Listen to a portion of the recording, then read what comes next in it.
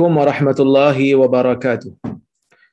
Alhamdulillah, nahmaduhu wa nasta'inuhu wa nastaghfiruh. Recording in progress. Wa na'udzu billahi min shururi anfusina wa min sayyiati a'malina. Man yahdihillahu fala mudilla lahu wa man yudlil fala hadiya lahu. Ashhadu an la ilaha illallah wahdahu la syarika lahu wa ashhadu anna Muhammadan 'abduhu wa rasuluh. Allahumma salli wa sallim ala Muhammad wa ala alihi wa sahbihi ajma'in. Ya ayyuhalladzina amanu taqullaha haqqa tuqatih wa la tamutunna illa wa antum muslimun. Ya ayyuhan nasu taqu rabbakumul ladzi khalaqakum min nafsin wahidah wa khalaqa minha zawjaha wa batha minhuma rijalan katsiran wa nisaa'a wattaqullaha alladzi tasaaluna bihi wal arham. Innallaha kana 'alaikum raqiba. Ya ayyuhalladzina amanu taqullaha wa qulu qawlan sadida yuslih lakum a'malakum wa yaghfir lakum dhunubakum wa may yuti'illaha wa rasulahu faqad faza fawzan 'azima. Fa inna asdaqal hadithi kitabullah wa khairal hadi hadi Muhammad wa syarral umuri muhdatsatuha wa kullu muhdatsatin bid'ah wa kullu bid'atin dhalalah. Amma ba'd. Muslimin dan muslimat yang dirahmati oleh Allah Subhanahu wa taala sekalian. Alhamdulillah, pada hari ini, pada malam ini kita dapat bersama-sama berhimpun di dalam kuliah Zoom ini untuk kita sambung balik perbincangan kita menggunakan kitab Umdatul Ahkam. Siap tuan-tuan, saya lupa nak senyapkan saya punya handphone ni, sekejap lagi dia bising. Baik. Dan insya-Allah hari ini kita nak masuk kepada bab yang seterusnya daripada kitab Umdatul Ahkam, iaitulah perbahasan mengenai perbahasan yang mungkin bagi kita sebahagiannya memandang benda ni sebagai satu benda yang kita biasa buat, iaitulah bersugi. Iaitulah bersugi ataupun dalam bahasa kitanya kita panggil gosok gigi lah. Yang mana tuan-tuan dan puan-puan rahmati Allah sekalian, kita tengok Islam ni dia merangkumi segenap aspek.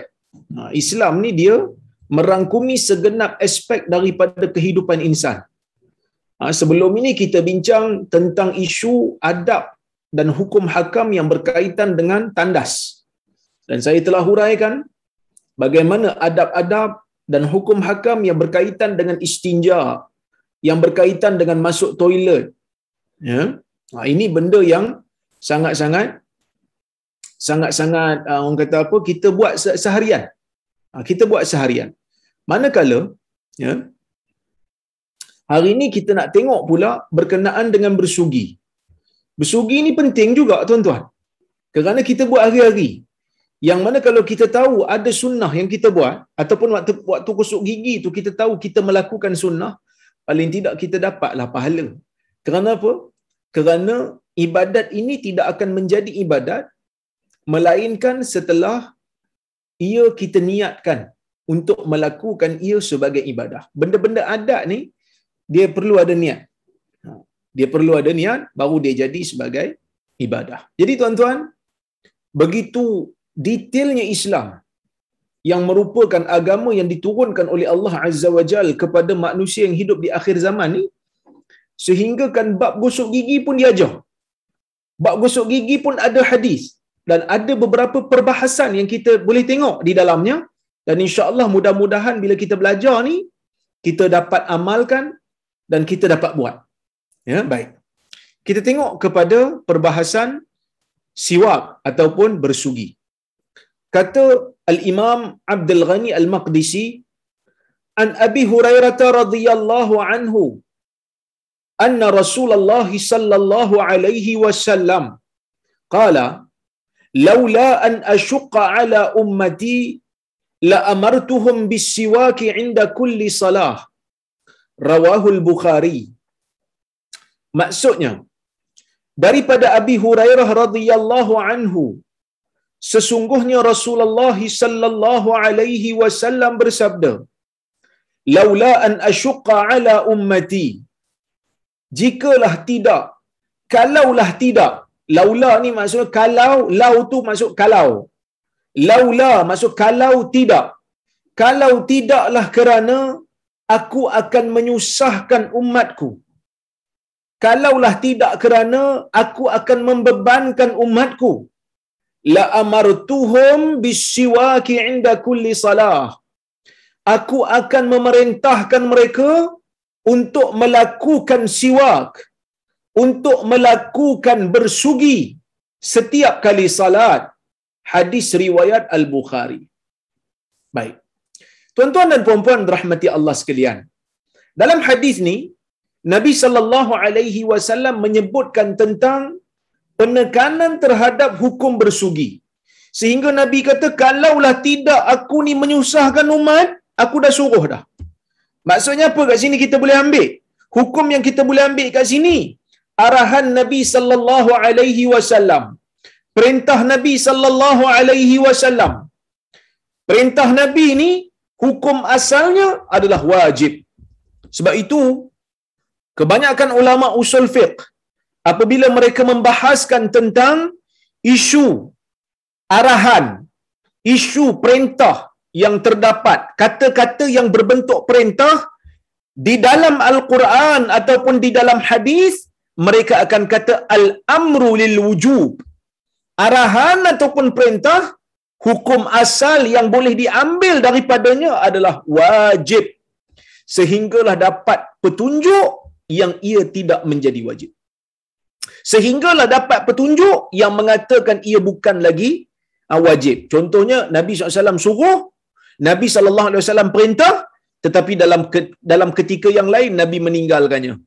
Tanpa ada uzur, tanpa ada darurat umpamanya. Maka itu menunjukkan meninggalkan pun tak apa. Contohnya macam perbuatan solat witir lah. Nabi SAW pernah berpesan kepada sahabat untuk buat solat witir, tetapi ada ketikanya waktu rombongan daripada luar datang, waktu badui datang bertanya Nabi SAW tentang salat, Nabi tidak mewajibkan ke atas dia, Nabi tak cerita pun kepada dia salat witir. Nabi sebut 5 waktu. Begitu juga dalam hadis Muaz ibnu Jabal. Dalam hadis Muaz, ketika mana Nabi SAW hantar dia pergi ke Yaman, Nabi SAW sebut, ya Muaz, innaka ta'ti qauman ahla kitab. Dalam riwayat sebut, innaka ta'ti qauman min ahli kitab. Fad'uhum syahadata an la ilaha illallah wa anni rasulullah wa anna muhammadar rasulullah fa inhum ata'uka lidzalik fa'alimhum anna alaihim as-salawatil khams fil yawm wa laila atau kama qala. Nabi bagi tahu kepada Muaz, wahai Muaz, engkau akan pergi berjumpa dengan satu puak daripada kalangan ahli kitab yang berada di Yaman. Beritahu mereka tentang syahadah la ilaha illallah. Bagi tahu mereka tentang kewajipan setiap daripada manusia yang mukallaf, setiap daripada manusia perlu untuk mengucapkan syahadah, untuk melepaskan diri mereka daripada azab yang abadi. Iaitulah mengucap la ilaha illallah Muhammadur Rasulullah, bertauhid dan mengaku bahawasanya Nabi adalah utusan Allah. Jika mereka taat kepada kamu dalam perkara ini, jika mereka terima perkataan ini daripada kamu, mereka mengucapkan syahadah, mereka tunduk kepada arahan kamu dalam mengucapkan kalimah syahadah, beritahu mereka bahawasanya mereka itu perlu untuk melakukan salat 5 waktu. Nabi SAW sebut kepada Muaz 5 waktu. Menunjukkan witir tak wajib lah. Kalau witir tu wajib, dah tentu Nabi akan sebut. Ya, dah tentu Nabi akan sebut. Kerana apa? Kerana benda wajib ni kalau tak buat berdosa. Dan Muaz nak pergi jumpa dengan satu puak yang mungkin masuk Islam, yang mereka memerlukan hukum ni. Kalau tak tahu mereka mungkin berdosa. Kalau betul lah witir itu wajib kan. Ini pendapat majoriti ulama lah. Manakala Hanafi dia kata witir itu wajib lah. Kerana Nabi tidak pernah meninggalkannya. Kerana Nabi mengamalkan witir ini setiap masa. Sehingga kan dalam musafir pun Nabi tidak meninggalkannya. Tetapi riwayat-riwayat yang lain menunjukkan jelas bahawasanya witir ni bukanlah satu kewajipan, tetapi ia adalah satu sunat yang sangat-sangat dituntut. Tuan-tuan dan puan-puan rahmati Allah sekalian, Hadis ni juga memberitahu kepada kita tentang bagaimana Nabi sallallahu alaihi wasallam menggalakkan bersugi, menggalakkan siwak. Kita baca hadis berikutnya, tengok. An Hudzaifah ibn al-Yaman radhiyallahu anhu qala kana Rasulullah sallallahu alaihi wasallam idza qama min al-lail yashusu fahu bis-siwak. Rawahu al-Bukhari wa Muslim. Daripada Hudzaifah ibn al-Yaman radhiyallahu anhu katanya, Rasulullah sallallahu alaihi wasallam idza qama min al-lail, apabila Nabi ni bangkit pada waktu malam. Apabila Nabi sallallahu alaihi wasallam, kata Hudzaifah, bangkit untuk melaksanakan salat malam. Nabi sallallahu alaihi wasallam sentiasa solat malam kan. Jadi bila dia bangkit solat malam, bila Nabi ni bangkit solat malam, Nabi akan menggosok mulutnya dengan kayu siwak. Nabi sallallahu alaihi wasallam akan cuci mulutnya dengan kayu sugi. Ini hadis Hudzaifah ibn al-Yaman. Jadi kita cuba untuk tengok, kita cuba untuk mengambil faedah daripada hadis ini, insya-Allah. Baik, ada beberapa perkara yang kita kena ambil, baik, yang kita boleh ambil faedah daripadanya. Yang pertama sekali, tuan-tuan, bila sebut bersugi, dalam bahasa Arab kita sebut siwak. Dalam bahasa Arab kita sebut siwak bikasri sin, dengan membaris bawahkan perkataan sin. Apa maksud siwak? Siwak ni dia ada dua penggunaan dalam bahasa Arab. Bila kita sebut siwak, ada dua makna. Yang pertama, kata para ulama, ismun lil'udil ladzi yutasawwaku bihi. Bila kita sebut siwak aja, makna siwak tu adalah kayu yang digunakan untuk bersiwak dengannya. Orang nak bersiwak, orang ambil kayu, lepas tu dia gosokkan pada gigi. Tu dipanggil kayu, tu dipanggil siwak.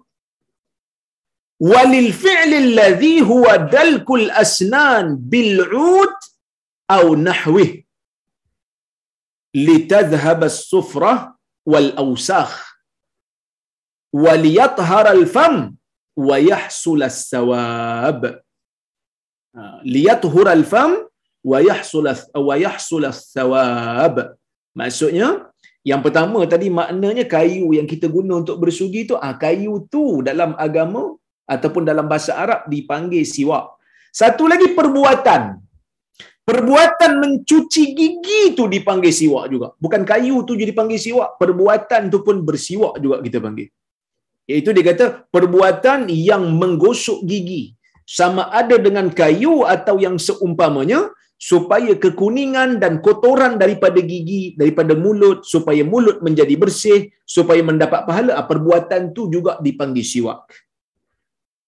Pada istilah, para ulama sebahagiannya mengatakan siwak ni apa dia? Pada istilah syarak, dia kata isti'malul 'ud au nahwihi fil asnan li'idhhabit taghayyuri fil fam. Apa itu bersugi? Apa itu gosok gigi? Menggunakan kayu atau seumpamanya pada gigi untuk menghilangkan bau yang ada pada mulut. Itu siwak. Itu bersugi. Jadi bersugi ini tujuan dia nak jadikan mulut tu bersih. Bersugi itu matlamat dia nak menjadikan mulut tu tak berbau, supaya orang Islam ni nampak bersih, supaya orang Islam ni bila bercakap dengan orang lain, orang yang lawan kita bercakap tu selesa nak bercakap dengan kita. Jangan bila orang Islam ni nampak ada ilmu bagus tetapi kebersihan tak jaga, buka mulut, orang terus tak larat nak bercakap dengan dia kan. Buka aja mulut, orang rasa tak selesa nak bercakap dengan dia. Ini bukan satu benda yang baiklah. Maka sebab itu Nabi SAW menggalakkan perbuatan bersugi, sehingga Nabi kata kalau tak kerana susah, aku akan wajibkan sugi ni. Nabi bimbang akan jadi susah, sebab tu Nabi tak wajibkan. Okey, baik. Kita tengok kepada perbahasan yang berikutnya, tuan-tuan ya. Baik, hikmah bersugi. Apa hikmah bersugi ni? Ibn Hajar dalam kitab dia Fathul Bari, dia kata faedah, ada satu faedah, dia kata qala Ibn Daqiq Al-Eid. Ibn Daqiq Al-Eid, seorang ulama hadis, dia mengatakan al-hikmah fi istihbab as-siwak 'inda al-qiyam ila as-salah kaunuha ini bukan halan ni, ni mungkin ada apa? Ni mungkin ada perkataan yang tertinggal ya. Saya mungkin silap nukil sebagaimana ni, perkataan ni tak betul. Arab apa ni, ilallah faqtada ay an takuna hala kamal wa nadhafah izharan li syarafil ibadah. Maksudnya dia kata hikmah daripada galakkan bersiwak, hikmah daripada galakkan syarak untuk bersugi, untuk gosok gigi ketika mana seseorang itu nak pergi salat, ialah kerana ya, orang yang pergi salat ni sebenarnya sedang munajat ataupun sedang taqarrub ilallah, sedang mendekatkan dirinya pada Allah. Bila kita bersalat aja, kita baca benda-benda dalam salat tu, kita baca ibadat-ibadat, kita baca ayat Quran, kita baca zikir-zikir, kita baca bacaan-bacaan tertentu yang Nabi ajar, kerana kita nak mendekatkan diri kepada Allah. Faqtada an takuna hala kamalin wa nadhafah. Maka sesuailah salat itu perlu dilakukan oleh orang yang berada dalam keadaan hala kamal wa nadhafah. Sudah pastilah, sudah selayaknya salat itu dilaksanakan oleh orang yang berada dalam keadaan yang sempurna dan dalam keadaan yang bersih. Izharan li syarafil ibadah. Kenapa? Kerana nak menzahirkan kemuliaan ibadat. Tuan-tuan dan puan-puan rahmati Allah sekalian, ibadat yang paling besar dalam Islam ini setelah kita mengucap kalimah syahadah ialah salat. Jadi salat ni kalau kita nak laksanakan, setidak-tidaknya mulut tu janganlah berbau yang teruk. Waqad warada min hadis Ali 'inda al-Bazzar ma yadullu ala annahu li amrin yata'allaqu bil malaki alladhi yastami'u al-Quran min al-musalli. Ada juga hadis Ali, dia kata di sisi Bazzar, yang mana menunjukkan bukan hanya sekadar kita bermunajat dengan Tuhan, tetapi orang yang bersalat ada malaikat yang mendengar bacaan dia. Ada malaikat yang mendengar bacaan dia, jadi kita tak mau malaikat ni terasa terganggu dengan bau mulut kita. Tuan-tuan dan puan-puan rahmati Allah sekalian, sebab itu ya, kalau orang yang makan bawang putih, makan bawang merah yang tak masak lah, yang mentah, Nabi SAW tak benarkan dia datang ke masjid, melainkan dia kena hilangkan bau mulut dia. Kerana apa? Kerana Nabi SAW sebut dalam hadis, innal malaikah tata'adza bima yata'adza minhu ibnu Adam ataupun Adami. Atau kama qala. Nabi kata kerana malaikat akan berasa tidak selesa, malaikat akan rasa sakit daripada benda yang anak Adam rasa tak selesa, terganggu. Jadi kalau mulut bau busuk, malaikat rasa tak selesa dengan kita. Jadi sebab itu Nabi SAW suruh kita bersugi bila nak pergi untuk melaksanakan salat, untuk melaksanakan salat. Jadi benda ni penting di dalam Islam, kalau boleh kita laksanakannya. Baik, kalau boleh lah, kalau kita ada kesempatan kita buat, kerana benda ni sunnah, dapat pahala buat benda ni. Bukan hanya sekadar menjaga penampilan diri, bahkan kalau kita niatkan untuk mengamalkan sunnah, kita niatkan kerana taat kepada perintah Rasul, kita akan dapat pahala di dalam orang kata apa, melakukan perkara demikian. Baik.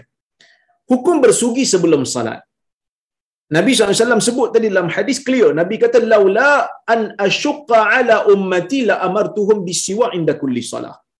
Kalau tidak kerana aku akan menyusahkan umat, aku akan suruh, aku akan wajibkan mereka untuk bersugi.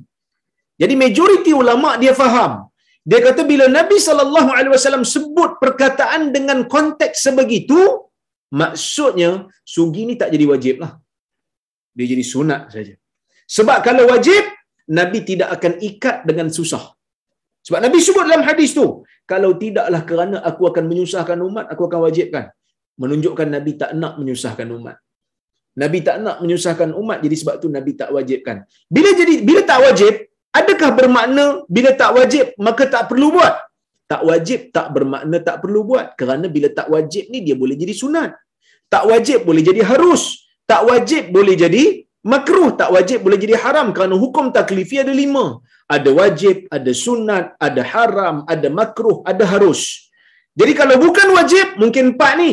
Jadi macam mana nak tahu? Bila kita tengok dalam hadis-hadis yang lain, Nabi SAW sentiasa mengamalkan sugi ni. Itu yang pertama.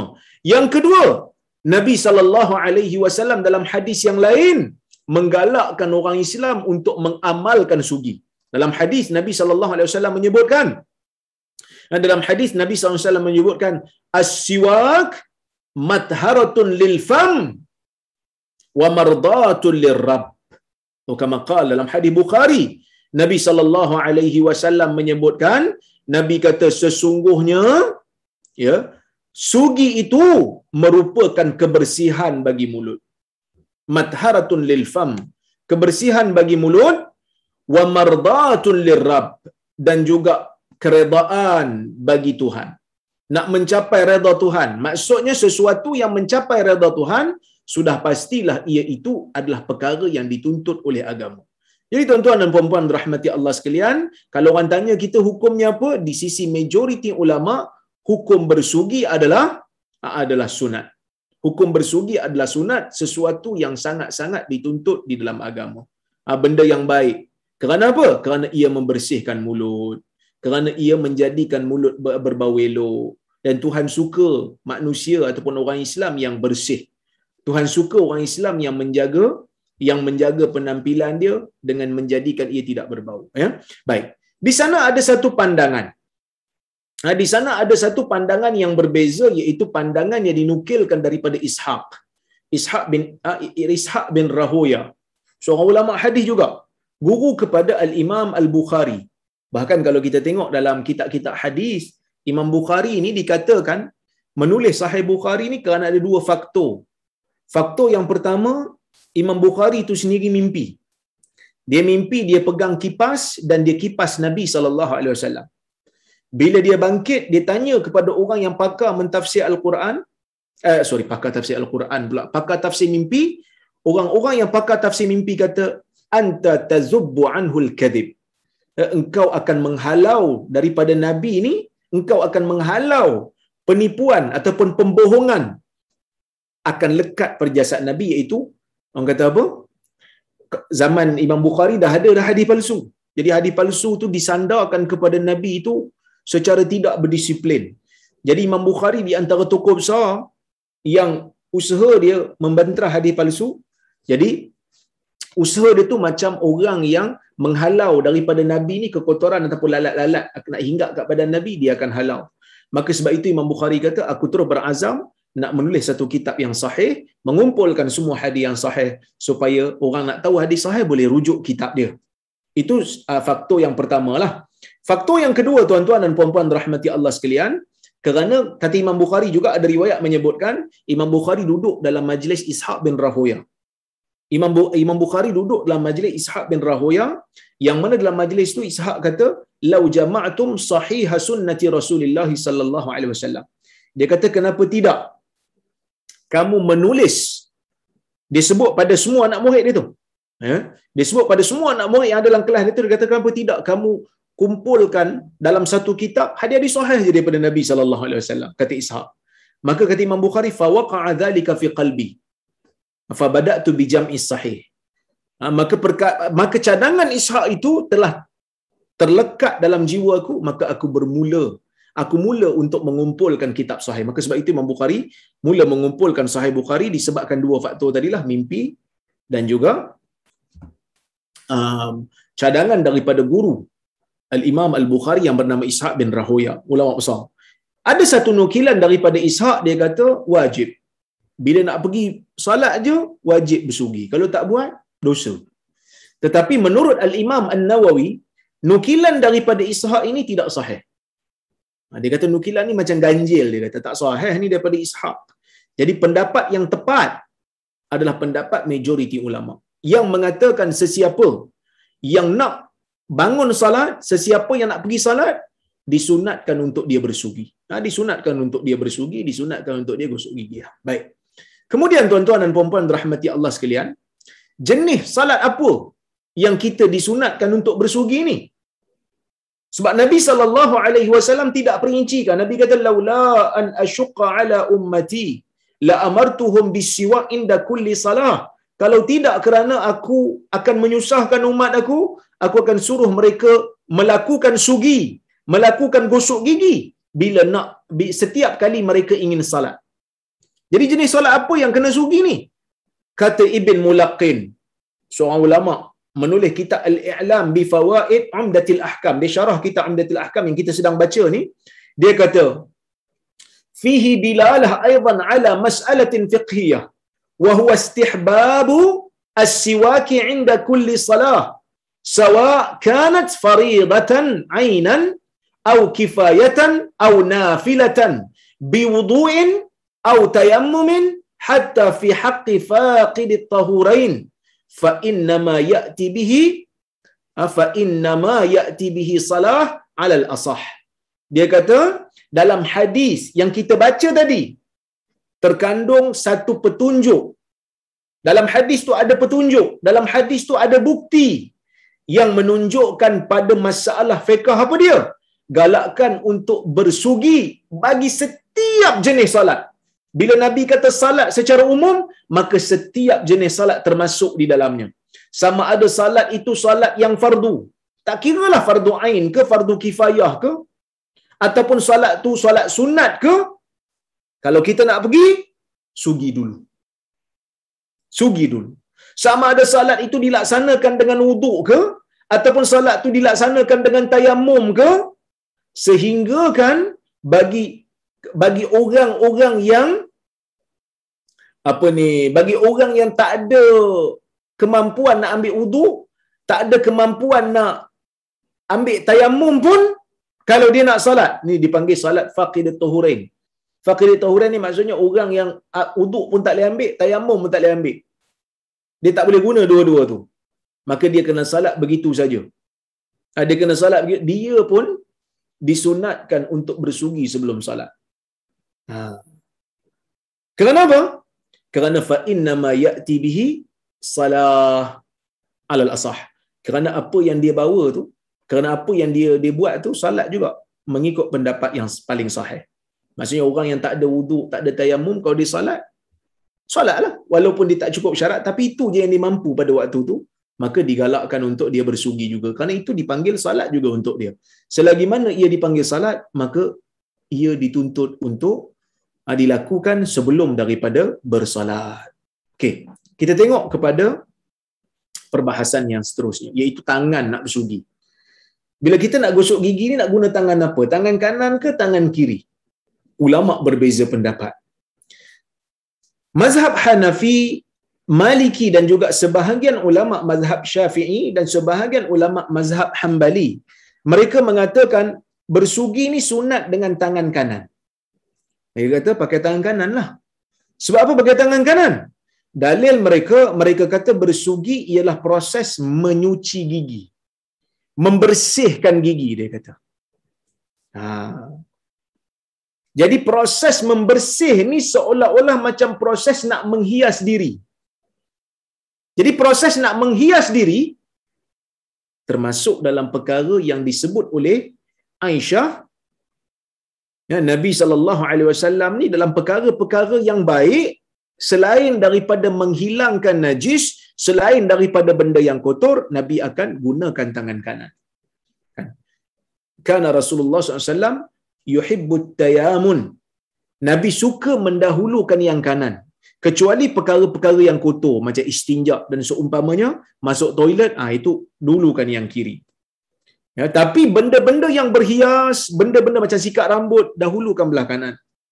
Pakai slipper, itu berhias, dahulukan belah kanan. Kan? Sarung baju, dahulukan belah kanan. Semua itu proses bersuci. Proses macam bersuci, ambil wuduk umpamanya. Bersuci, mengangkat hadas, dahulukan belah kanan. Kerana ia proses bersuci. Ya. Mana begitu juga orang kata, sugi adalah ibadat. Kan saya sebut tadi sugi adalah ibadat. Sugi ni sunat. Di sisi Islam, di sisi syariat, sunat. Benda yang kalau kita buat dengan niat nak dapatkan pahala, kita akan dapat pahala. Kita niat nak buat sunnah, kita akan dapat pahala. Maka sesuailah belah kanan. Sebab ibadat ni memang belah kanan lah. Kan? Biasanya ibadat belah kanan. Wuduk belah kanan. Kan? Wuduk belah kanan dulu. Pakai slipper belah kanan. Dahulukan belah kanan. Okey. Kemudian, sebahagian Hanafi, mazhab Hambali dan juga Ibn Taymiyah, mereka mengatakan sunat dengan tangan kiri. Kenapa?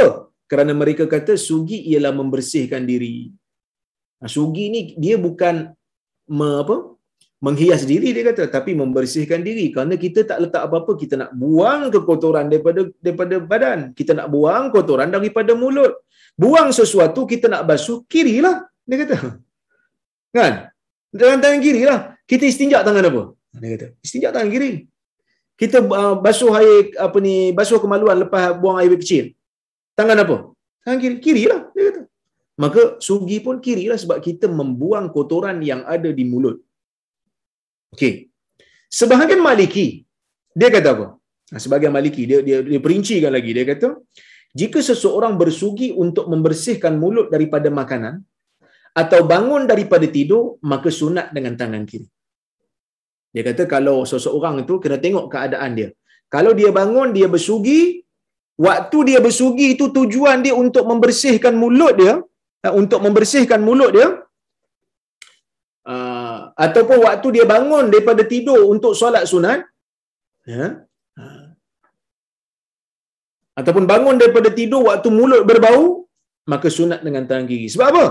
Sebab dalam mulut ada kotoran, ada lebihan makanan yang pastinya berbau, dan juga bila bangun daripada tidur pun mulut akan berbau. Jadi sunat tangan kiri. Sunat tangan kiri kerana ia dianggap sebagai membersihkan kotoran. Jika bersugi untuk mendapatkan pahala sunat, sedangkan mulut tu tak busuk lagi, mulut tu tak berbau lagi, maka dia kata sunat dengan tangan kanan. Itu Maliki katalah, sebahagian Maliki. Bukan semua Maliki, sebahagian ulama mazhab Maliki kata demikian. Tetapi, pengarang kitab Miskul Khitam, di kitab syarah ni ada satu syarah Umdatul Ahkam. Dia tulis kitab Miskul Khitam. Miskul Khitam syarah kepada Umdatul Ahkam yang ditulis oleh seorang ulama yang bernama Abi Abdullah Zaid bin Hasan Al-Wasabi Al-Umari. Dia ni nampak gaya dia ni macam, orang kata apa? Macam daripada Yaman lah, dia ni berasal daripada Yaman. Dia mengatakan dalam dalil tidak disebut kanan atau kiri secara jelas, maka dalam isu ni ada keluasan. Dalam isu ni ada keluasan.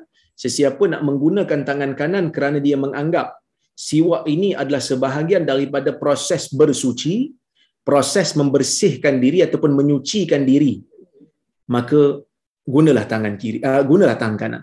Tetapi siapa yang menganggap dia bersugi itu kerana dia nak membuang kotoran daripada diri, dia boleh guna tangan kiri. So, kedua-dua tangan dia kata boleh digunakan kerana dalam bab ni tiada dalil yang jelas, maka setiap orang dia boleh ijtihad sendirilah. Dia boleh pilih nak pakai tangan kanan ke pakai tangan kiri. Tapi kalau dia biasa pakai tangan kanan tu pakai tangan kanan lah kan. Dia biasa pakai tangan kanan. Insya-Allah dalam bab ni tak ada masalah. Baik. Kemudian alat bersugi. Alat bersugi. Baik.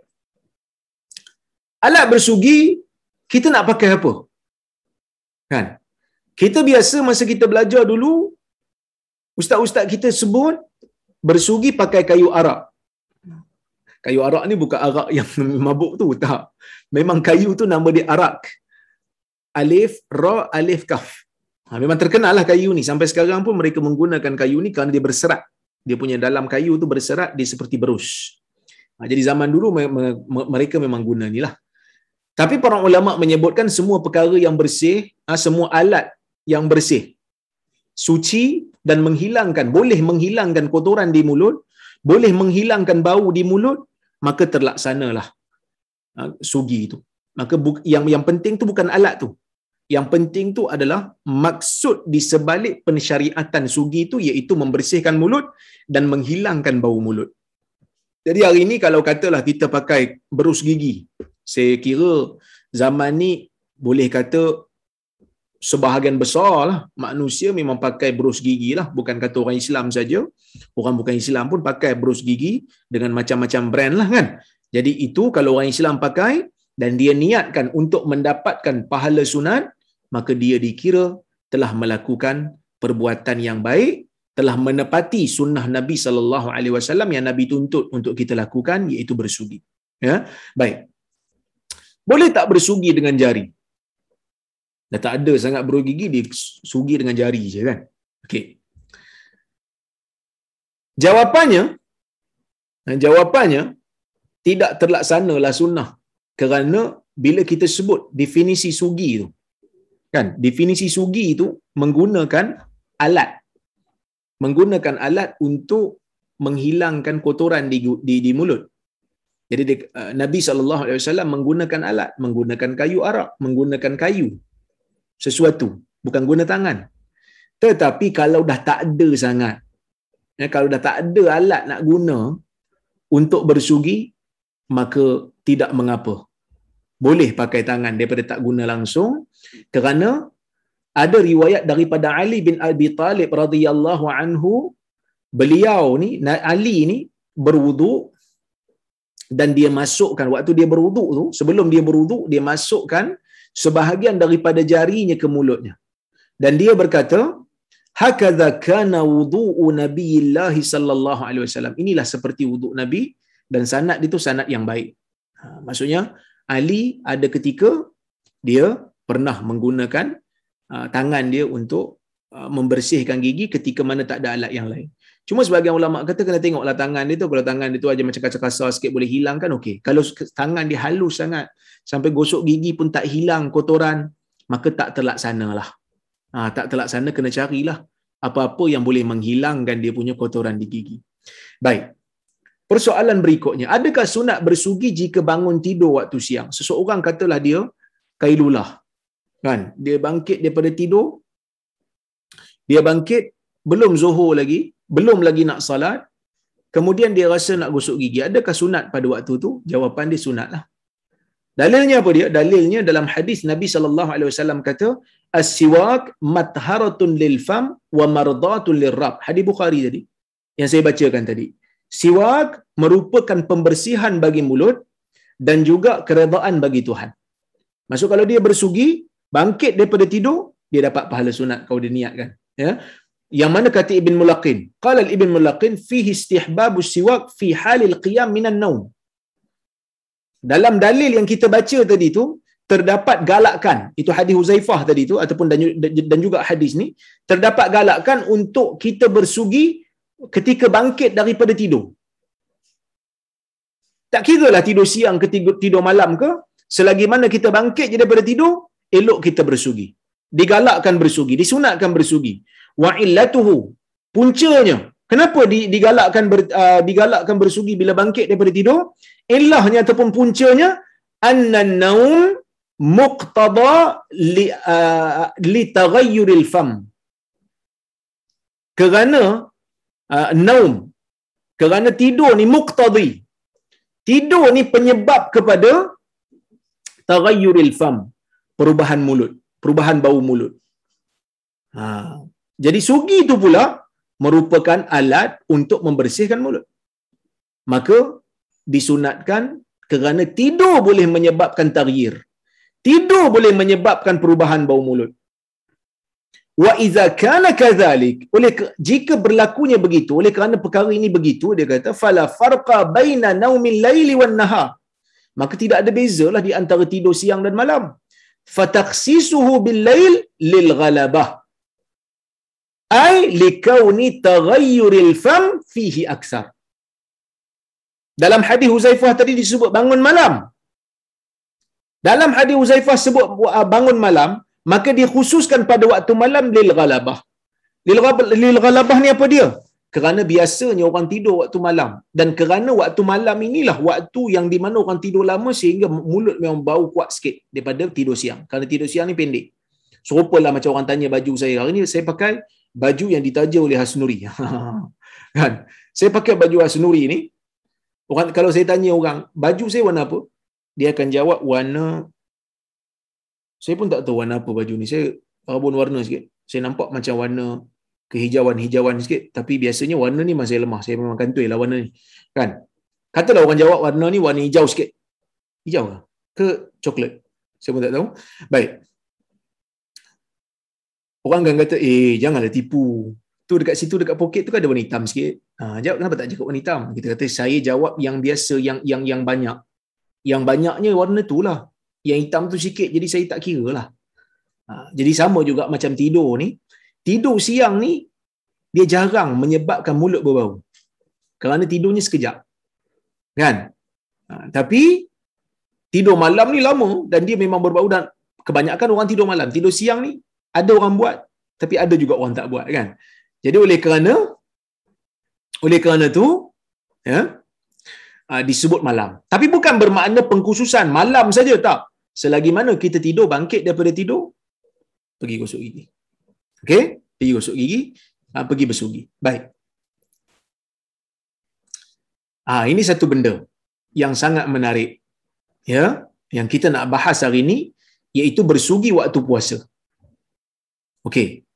Bersugi waktu puasa, saya nak bincang dengan tuan-tuan dan puan-puan berkenaan dengan benda ni. Saya ada jumpa satu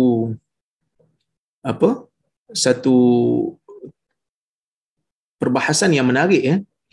Satu perbahasan yang menarik yang disebutkan oleh seorang penulis kitab ni. Dia bahas tentang isu ni. Detail jugalah dia bahas, kita boleh ambil faedah daripada sini insya-Allah, iaitu hukum bersugi bagi orang yang berpuasa. Kita tengok di sini, ya. Baik. Saya paparkan dulu. Okey. Masalah yang kedua dia kata, menggunakan kayu sugi untuk orang yang berpuasa selepas daripada zuhur. Sebelum zuhur tak apa, boleh bersugi untuk orang yang berpuasa, tak jadi masalah. Tetapi untuk lepas zuhur, yang ni bersugi untuk lepas zuhur ni ada khilaf sikit di kalangan para ulama. Ya, khilaf sikit di kalangan para ulama. Okey. Kita tengok apa pandangan ulama berkenaan dengan orang yang berpuasa dan nak bersugi sewaktu lepas daripada zuhur. Baik. Ada dua pandangan. Pandangan yang pertama, okey. Pandangan yang pertama, dia mengatakan orang yang bersetuju dengan pandangan pertama ni, dia kata makruh menggunakan kayu sugi ataupun makruh bersugi bagi orang yang berpuasa selepas daripada zuhur. Ini adalah mazhab Syafi'i dan juga pendapat yang masyhur dalam mazhab Hambali. Dan ia juga adalah pendapat yang dinukilkan yang diriwayatkan daripada Ibnu Umar. Mereka kata lepas zuhur dimakruhkan untuk bersugi. Okey? Baik. Manakala pendapat yang kedua, ini pendapat Hanafi dan juga Maliki dan satu riwayat dalam mazhab Hambali. Mereka mengatakan tidak makruh pun untuk bersugi selepas daripada zuhur bagi orang yang berpuasa. Ni bagi orang puasa, ya, orang yang tak puasa tak masuk. Orang yang tak puasa boleh bersugi bila-bila masa, no problem. Tapi orang yang berpuasa sebelum zuhur tak ada masalah, boleh. Selepas zuhur ada problem sikit. Kenapa ulama berbeza pendapat? Okey, kita tengok dalil mazhab yang pertama. Dalil mazhab yang pertama yang mengatakan makruh ni sebab apa? Sebab mereka menggunakan dalil daripada sunnah. Yang mana yang pertama, Abu Hurairah meriwayatkan, dalil yang pertama yang mereka pakai, Abu Hurairah meriwayatkan Rasulullah SAW bersabda, la khalufu famis saim atyabu indallah ta'ala min rihil misk. Abu Hurairah kata Nabi SAW bersabda dalam hadis, bau mulut orang yang berpuasa itu lebih baik di sisi Allah Ta'ala daripada bau kasturi. Hadis riwayat Al-Imam Al-Bukhari. Imam Muslim pun ada riwayat yang sama. Jadi dia kata, bau mulut orang yang berpuasa yang busuk tu Allah Ta'ala suka. Jadi kalau dia bersugi lepas daripada zuhur, dia akan hilangkan bau tu. Sedangkan bau tu Allah Ta'ala suka. Bau tu Allah Ta'ala suka. Jadi janganlah bersugi. Akan hilang bau tu. Mereka sebut begitu. Ya, mereka faham dalil yang suruh bersugi, mereka kaitkan juga dengan bau mulut orang yang berpuasa. Jadi nak amalkan keduanya, mereka kata jangan bersugi selepas zuhur. Makruh. Bersugi sebelumnya. Supaya dua-dua dapat. Bau mulut yang Tuhan suka pun dapat. Bersugi yang Tuhan suka, yang Nabi suka pun dapat. Tetapi mazhab yang tidak bersetuju dengan mereka, mereka kata apa? Mereka kata bau mulut orang yang berpuasa tu bukan datang daripada mulut, bau mulut tu datang daripada perut, disebabkan perut itu tidak ada makanan. Sedangkan bersugi itu hanya menghilangkan kesan yang ada di mulut, bukan menghilangkan bau yang ada di perut. Okey, itu yang pertama lah. Yang kedua mereka kata, apabila hadis memuji bau mulut orang yang bersugi itu bukan kerana bau tu sendiri, tetapi kerana ibadat orang yang berpuasa tu. Kan? Kerana ibadat orang yang berpuasa tu yang Tuhan suka, bukan bau tu. Kalau bau tu muncul, orang tu tak puasa. Katalah dia tak puasa pun, tapi dia makan lambat, makanan tak ada, dia minum air teguk, dia teguk air sejuk daripada pagi sampai ke petang, macam dah puasa tapi tak puasa. Adakah bau tu Tuhan suka? Tak. Kerana dia tak puasa. Kan, dia tak puasa, maka bau tu tak jadi mulia. Yang jadi mulia bau tu sebab dia puasa. Itu kata mazhab yang kedua lah, dia orang tak setuju. Dan juga bau tu Tuhan puji, bau tu Tuhan suka supaya orang-orang yang nak cakap dengan orang yang puasa ni, kadang-kadang orang yang puasa sunat, orang lain tak puasa. Bau mulut orang yang puasa tu rasa tak selesa bagi orang yang sembang dengan dia yang tak puasa. Jadi jangan sekali-kali rasa geli, jangan sekali-kali rasa tak mau bercakap dengan dia. Kerana bau tu Allah Ta'ala suka. Jadi dia kata, sebab tu dia kata madhun nabi lil khaluf innama huwa li ajli an la yahsul taqadhur wa taraffu' an mukhatabati as-sa'imin bisababil khaluf. Ya, maksudnya supaya orang yang cakap dengan orang yang puasa ni tak rasa geli, tak rasa jijik. Tak ada rasa nak tak payah cakap dengan aku lah, kau mulut bau. Jangan cakap macam tu, kerana dia kata bau mulut tu Tuhan suka. So dalil yang mereka gunakan yang pertama ni telah dijawab oleh mazhab yang kedua. Mereka menggunakan dalil yang kedua, iaitu daripada hadis, iaitu daripada Kaisan Abi Umar, daripada Amr bin Abdul Rahman bin Khabbab daripada Khabbab bin Al-Arat. Dia kata anna Nabi sallallahu alaihi wasallam qaal idza sumtum fastaku bil ghadati wala tastaku bil ashi fa innahu laysa min saim tayabbasa shafatahu bil ashi illa kanat nuran baina ainaihi yaumal qiyamah. Apabila kamu berpuasa, maka hendaklah kamu bersugi pada waktu pagi. Jangan kamu bersugi pada waktu petang. Kerana tidak ada seorang yang berpuasa pun yang mulutnya itu menjadi kering pada waktu petang, melainkan ia akan menjadi cahaya di antara dua wajahnya di hari kiamat. Hadis ni riwayat Imam Baihaqi. Dia kata dalil ni menunjukkan, ataupun hadis ni menunjukkan, petang tu tak boleh untuk bersugi. Petang tu bila? Petang tu lepas daripada zuhur lah, iaitu lepas daripada gelincir matahari. Tetapi dalil yang mereka gunakan ini telah didhaifkan oleh ulama-ulama. Kerana apa? Kerana Kaisan itu adalah perawi yang tidak kukuh periwayatannya. Kaisan tu perawi yang tidak kukuh, perawi yang tidak kuat. Ya, Kaisan Abu Umar. Maka sebab itu Ad-Daraqutni sendiri mendhaifkan perawi ini. Okey. So dalil yang kedua tak kuat lah.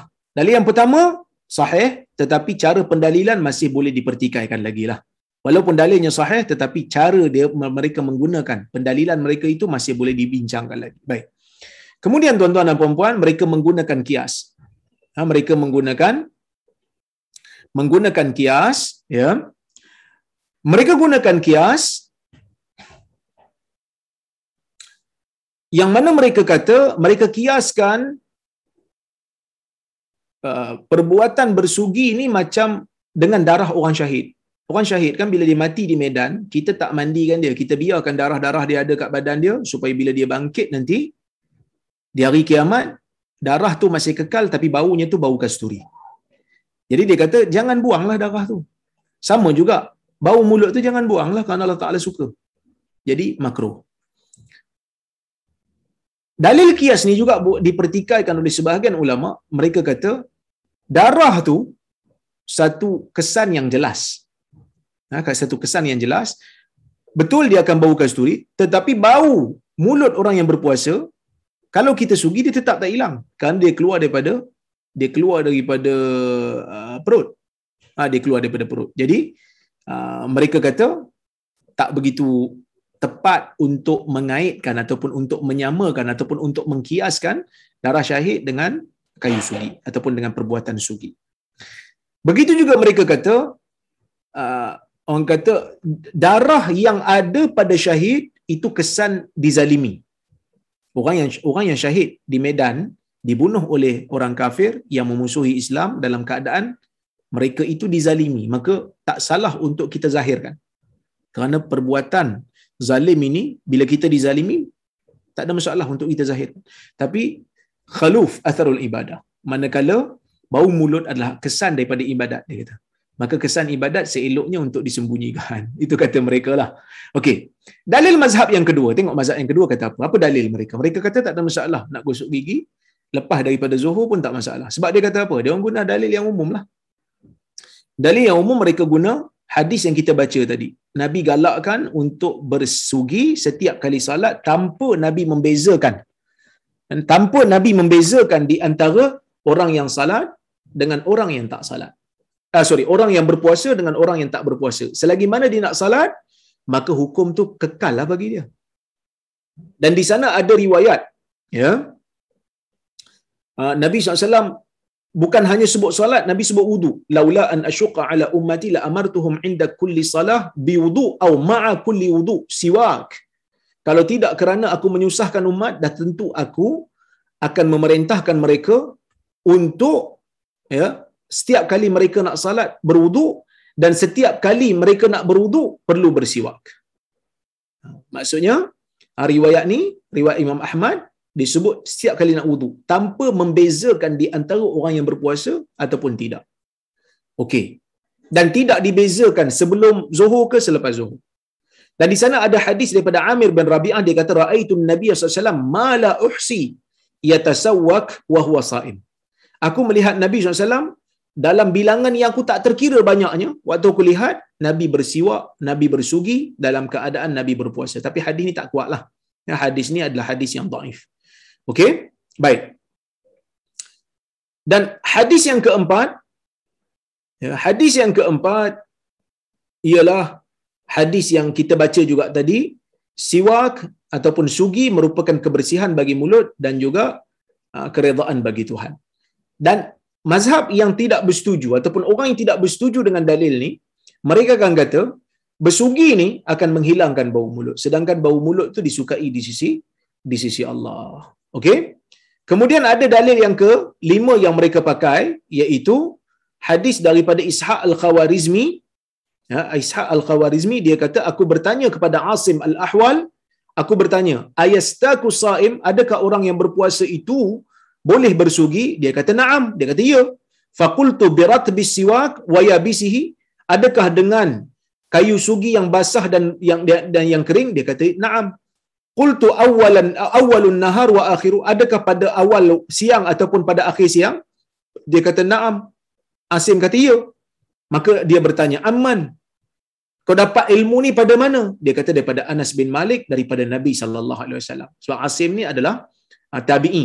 So dia ambil daripada sahabat ambil daripada Nabi, dia kata. Tapi hadis ni dhaif kerana Ishaq Al-Khawarizmi itu adalah perawi yang tidak kukuh. Jadi riwayat yang mereka guna, dalil yang mereka guna yang sahih hanyalah hadis jelah. Adalah hadis. Okey.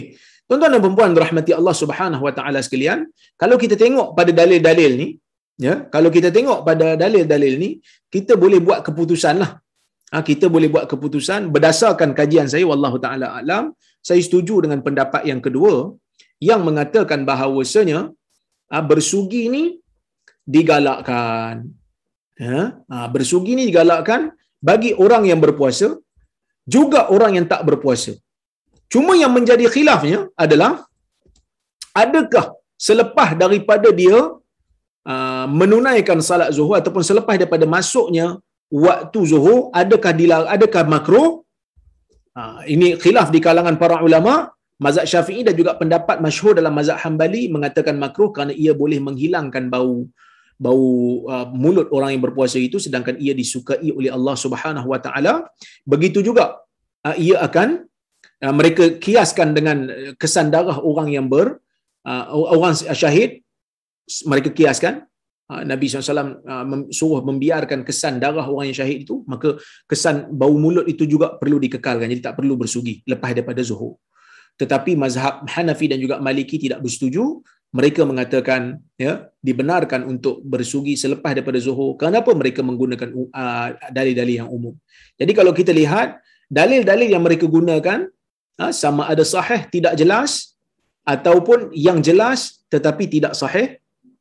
Jadi kita kembali kepada yang asal, iaitu hadis yang berkaitan dengan galakkan untuk bersugi tidak membezakan di antara orang yang berpuasa ataupun tidak. Itu satu.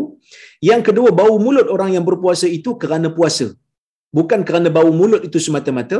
Dan yang ketiga, bau mulut itu datang, bau mulut orang yang berpuasa itu bukan datang daripada mulut semata-mata, ya. Manakala bau tu datang daripada perut, dia bukan datang daripada mulut, maka sugi menghilangkan bau mulut, bukan bau perut. Oleh kerana itu, wallahu taala a'lam bisawab, saya cenderung kepada pendapat mereka yang mengatakan dibenarkan untuk orang yang berpuasa itu bersugi.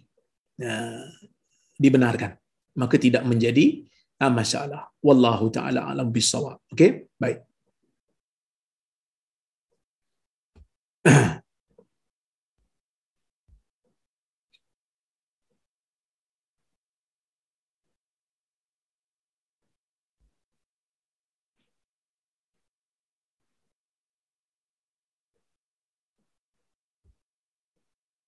Okey. Kita tengok perbahasan yang berikutnya. Dalam hadis tadi, Nabi SAW menyebutkan sifat, Nabi menunjukkan sifat kasihan Nabi kepada umatnya. Nabi menunjukkan kemudahan agama, dan Nabi memberitahu kepada kita arahan syarak ni, hukum asalnya adalah wajib, kecuali kalau ada petunjuk yang lain lah. Okey? Baik. Kita tengok hadis yang berikutnya. 10:17 dah tuan-tuan. Habis dah waktu kita ni.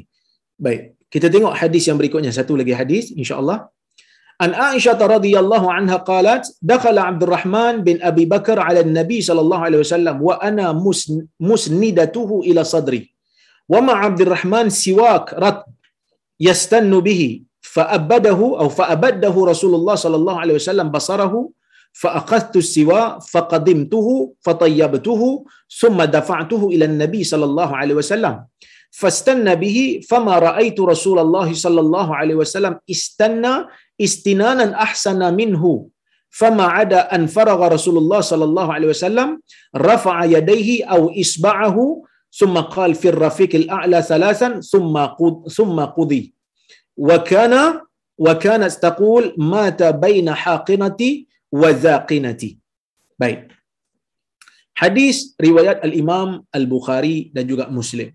Maksudnya daripada Aisyah radhiyallahu anha, dia berkata, Abdurrahman bin Abi Bakar, ni adik-beradik dengan Aisyah lah, anak pada Abu Bakar, dia masuk berjumpa dengan Nabi sallallahu alaihi wasallam, sedang Aisyah pada waktu tu menyandarkan Nabi di dadanya. Waktu tu Nabi sakit. Dan di sisi Abdurrahman pada waktu tu ada kayu siwak yang masih basah. Yastannu bihi, dan dia sedang bersiwak dengannya. So Abdurrahman masuk, dia tengah bersiwak. Maka Nabi SAW tenung aja memerhatikan Abdurrahman ni. Jadi Aisyah, dia tengok Nabi ni, dia faham lah Nabi nak bersugi. Nabi suka bersugi. Waktu tu Nabi dah sakit, dah nak meninggal dah. Maka Aisyah pun ambil kayu sugi yang ada pada Abdurrahman tu. Aisyah pun gigit kayu sugi yang Abdurrahman dah guna. Fatayyabtuhu, dia gigit, dia buat yang baru, kemudian dia perelokkan dia, kemudian saya pun memberikannya kepada Nabi sallallahu alaihi wasallam, dan Nabi pun bersugi. Kata Aisyah, aku tidak pernah melihat Nabi bersugi yang bersungguh, yang lebih baik daripada tu sebelum ni. Ya, jadi selesai je Nabi bersugi, Nabi pun angkat tangan Nabi. Nabi kata fir rafiqil a'la, menuju teman yang maha tinggi. Nabi sebut 3 kali. Kemudian Nabi sallallahu alaihi wasallam pun meninggal dunia, Nabi wafat. Aisyah kata Nabi wafat ketika mana berada di antara kawasan dagu dan juga tengkuk aku ni. Aisyah kata. Jadi tuan-tuan dan puan-puan rahmati Allah sekalian, hadis ni ya menjadi satu, orang kata apa? Menjadi satu hadis yang sepatutnya kita semua tahu, bahawasanya lafaz terakhir Nabi sebelum Nabi wafat bukan ummati lah, kan? Bukan ummati tetapi adalah fir rafiqil a'la, menuju teman yang maha tinggi. Ya. Menuju teman yang maha tinggi ni ulama mentafsirkan adalah menuju orang-orang yang dekat dengan Allah, makhluk-makhluk yang dekat dengan Allah Subhanahu wa taala. Jadi Nabi sallallahu alaihi wasallam perkataan akhirnya adalah fir rafiqil a'la, dan perbuatan akhirnya selain daripada menyebutkan perkataan itu adalah bersugi. Jadi tuan-tuan dan puan-puan rahmati Allah sekalian, inilah hadis yang Nabi sallallahu inilah hadis yang menunjukkan Nabi sallallahu alaihi wasallam di akhir hayat baginda. Bukan ummati itu bukan Nabi sebut waktu Nabi nak wafat. Itu adalah riwayat yang tidak ada asalnya. Jadi kita betul kan lepas ni kalau kita kata apa perkataan terakhir Nabi, fir rafiqil a'la. Nabi ucapkan perkataan ni, kemudian Nabi pun wafat. Nabi wafat di pangkuan Aisyah. Nabi wafat di pangkuan Aisyah, walaupun waktu tengah sakit, walaupun waktu tengah orang kata apa, tengah nazak, Nabi tetap orang kata apa, berusaha untuk membersihkan dirinya daripada kekotoran yang berada di mulut Nabi sallallahu alaihi wasallam. Menunjukkan Nabi sukalah. Baik. Tuan-tuan dan puan-puan, saya rasa kita berhenti dulu di sini. Insya-Allah kita sambung pada kuliah akan datang. Ada lagi beberapa isu yang kita nak bincang berkenaan dengan isu sugi ni. Ada beberapa benda lagi lah kita boleh bincang. Ada beberapa isu lagi, insya-Allah kita sambung pada kuliah akan datang. Insya-Allah. Ya, baik. Saya tengok kalau ada soalan ataupun komentar, saya alu-alukan. Baik.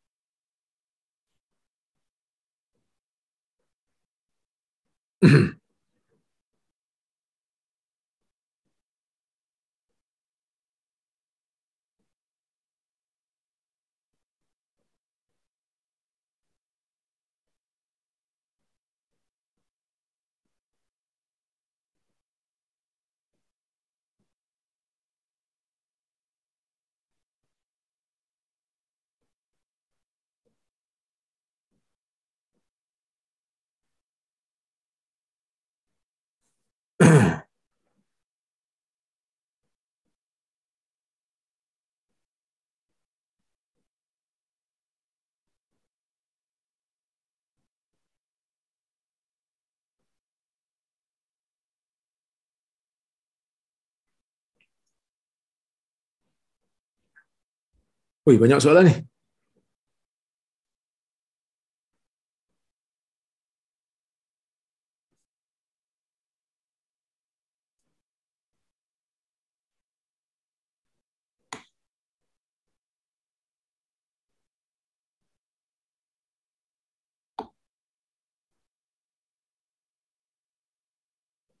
Assalamualaikum Dr. Waalaikumsalam. Pohon penjelasan doktor mengenai air musta'mal. Mengikut kefahaman saya tentang air musta'mal ialah air yang terpakai yang tidak suci untuk berwuduk. Tetapi dalam hadis bilangan 7 dan 8 dalam Umdatul Ahkam, di mana air untuk berwuduk diambil dengan tangan berulang-ulang dari bekas yang sama, yang saya rasa isi padu bekas air berkenaan tidak sampai 300 liter, jadi bukankah air dalam bekas itu menjadi air musta'mal?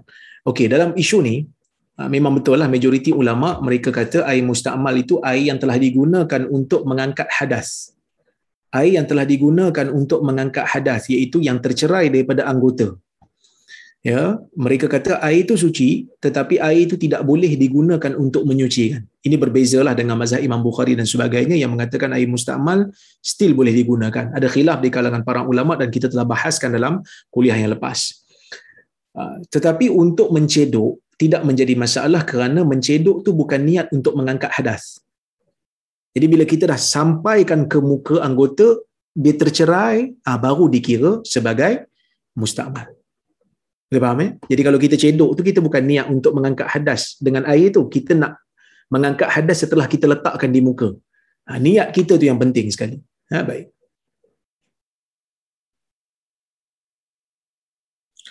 Assalamualaikum Dr. Waalaikumsalam. Apakah hukum mengambil wuduk dengan air yang panas terkena matahari musyammas? Adakah semua mazhab sepakat tidak digalakkan berwuduk dengan air musyammas dan apakah sebab di sebalik wujud hukum air musyammas? Air musyammas ini menurut sebahagian ulama, air musyammas ini menurut sebahagian ulama tidak digalakkan untuk dipakai. Kenapa tak digalakkan untuk dipakai? Kerana di sana ada riwayat yang mana Nabi sallallahu alaihi wasallam, seperti riwayat Al-Imam Al-Baihaqi, yang mana riwayat tersebut mengatakan Nabi sallallahu alaihi wasallam tidak membenarkan Aisyah radhiyallahu anha untuk menggunakan air musyammas itu disebabkan oleh kerana dia boleh menyebabkan sopak. Tapi riwayat ini ataupun sanad untuk hadis ini tidak sahih sebenarnya. Ia tidak sahih, maka dari sudut dalil hadis tidak kuat.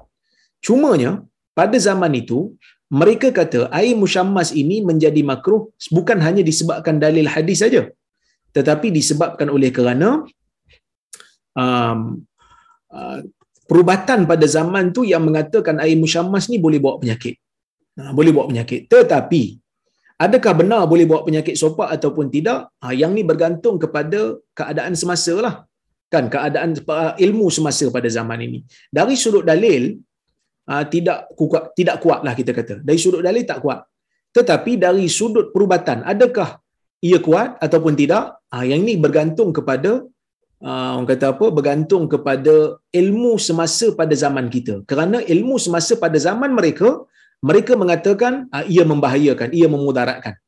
Macam mana nak tahu air musyammas ni? Air musyammas ni ada beberapa orang kata apa? Ada beberapa syarat lah nak jadikan air itu musyammas. Pertama, tempat tu memang tempat yang panas. Yang kedua, para ulama menyebutkan ialah dia mesti berada di bekas yang bekas apa ni selain daripada emas dan perak lah. Seperti mana yang disebutkan oleh sebahagian ulama dalam masalah ni. Jadi air musyammas ni air yang terkena matahari, ya, air yang terkena matahari. Jadi mereka kata di tempat yang panas. Tapi kalau katalah dia terdedah, ya, pada matahari, tapi matahari itu tak kuat. Matahari itu tak kuat. Jadi pada waktu tu tidaklah menjadi makruh. Tetapi adakah betul dia menjadi makruh? Okey. Bagi saya wallahu taala alam, tidak, dari sudut dalilnya tidak kuat, dari sudut pembuktian saintifiknya pun tidaklah begitu kuat. Jadi saya cenderung pada pendapat yang mengatakan penggunaan air musyammas tidaklah menjadi masalah selagi mana ia tidak memudaratkan kita. Selagi mana ia tidak memudaratkan kita. Wallahu taala alam. Baik.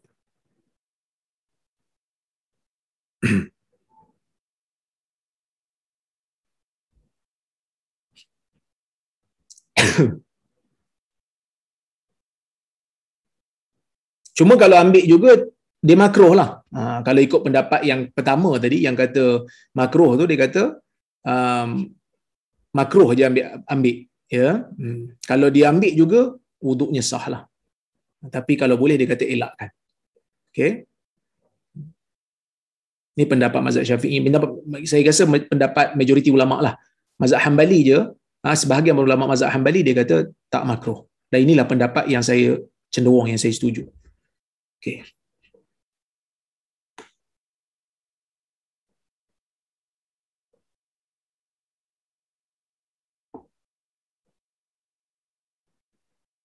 Assalamualaikum Dr. Waalaikumsalam. Apakah bacaan wirid yang sunnah? Dan adakah bacaan surah Al-Fatihah wajib dalam wirid? Pertama, bacaan Fatihah dalam wirid selepas salat tidak ada riwayat yang sahih. Tidak ada riwayat yang sahih menunjukkan bacaan Fatihah tu dituntut secara khusus.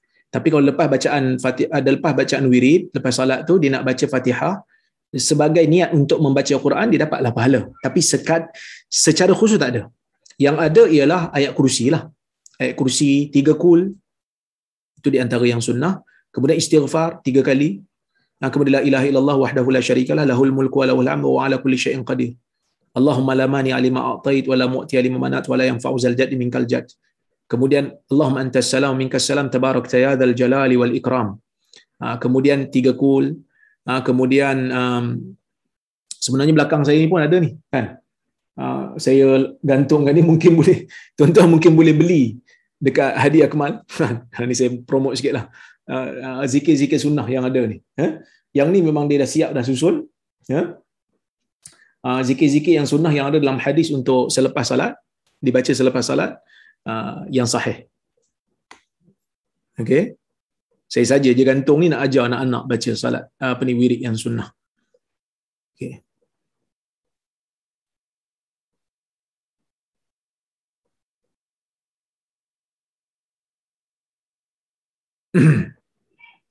Tuan-tuan kalau ada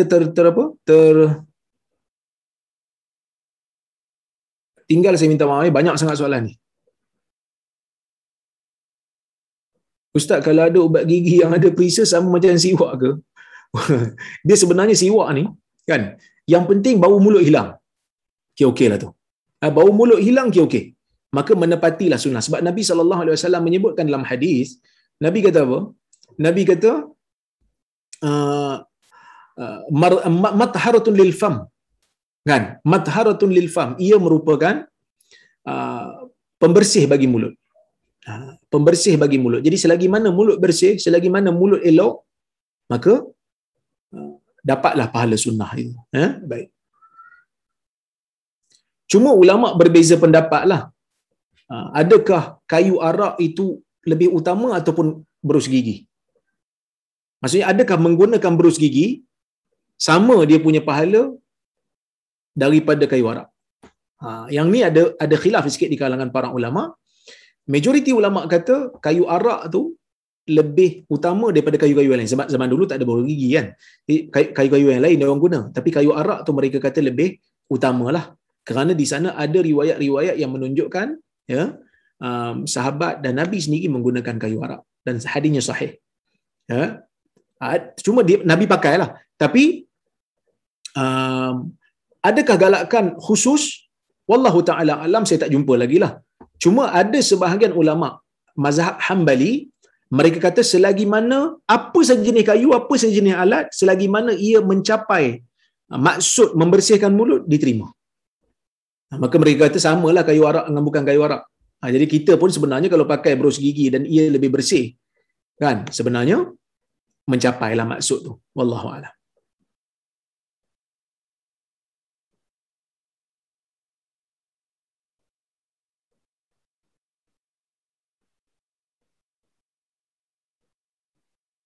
Ustaz, adakah ada anjuran untuk bersugi betul-betul ketika sudah berdiri tegak untuk nak salat seperti yang dilakukan oleh jemaah tertentu? Ini kita akan bincang insya-Allah pada kuliah akan datang.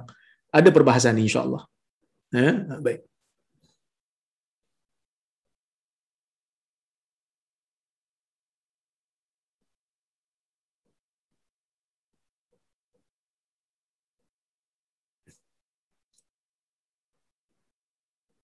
Ini pun ada soalan. Adakah ada pendapat yang boleh diraikan bahawa kayu sugi lebih afdal daripada berus gigi pada zaman sekarang?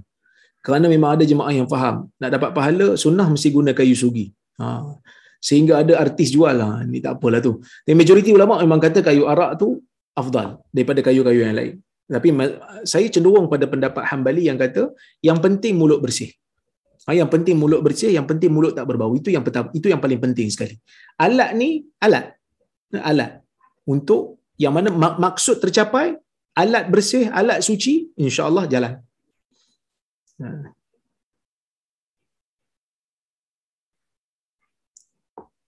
Assalamualaikum, Ustaz. Waalaikumsalam. Adakah makruh menggunakan Listerine ketika sedang berpuasa? Guna setiap kali sebelum berwuduk untuk menghilangkan bakteria. Ini isu ni ulama bincang tentang menggunakan ma'jun asnan. Apa itu ma'jun asnan? Ma'jun asnan ni ialah menggunakan ubat gigi.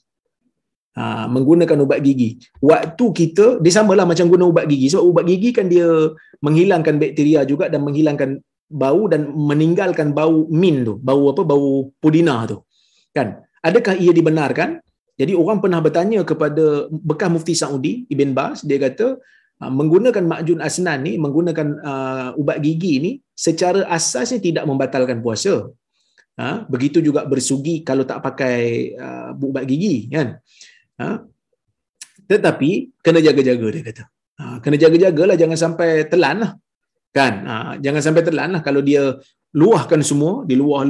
Kalau ada sikit-sikit diluahkan lagi, tak ada masalah. Okey? Baik. Maka tidak membatalkan puasa insya-Allah.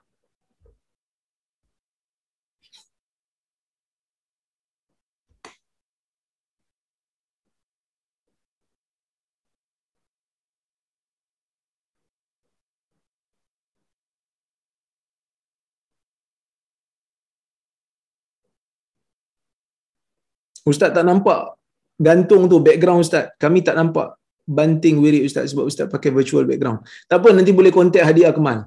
Hadiah ada dalam ni tak? Kalau hadiah ada dalam ni boleh kontak mana-mana kawan-kawan kita yang nak beli senarai wirid-wirid yang sunnah. Kan? InsyaAllah. Ataupun minta penganjur. Kak Lin boleh bagi nombor Hadiah Kemal. Tu dah bagi dah nombor Hadiah Kemal. Masya Allah, sangat cepat. Okey. Jadi tuan-tuan, insya-Allah kita jumpa pada kuliah akan datang. Terima kasih banyak. Minta maaf kalau ada soalan yang tak terjawab. Saya mohon maaf kalau ada terkasar bahasa, tersilap kata. Terima kasih kepada Nia Nur Islam Academy, Kak Lin dan sahabat-sahabatnya yang menganjurkan majlis ini. Terima kasih kepada tuan-tuan yang hadir pada malam ini. Aqulu qawli hadza wa astaghfirullahal azim li wa lakum. Assalamualaikum warahmatullahi wabarakatuh.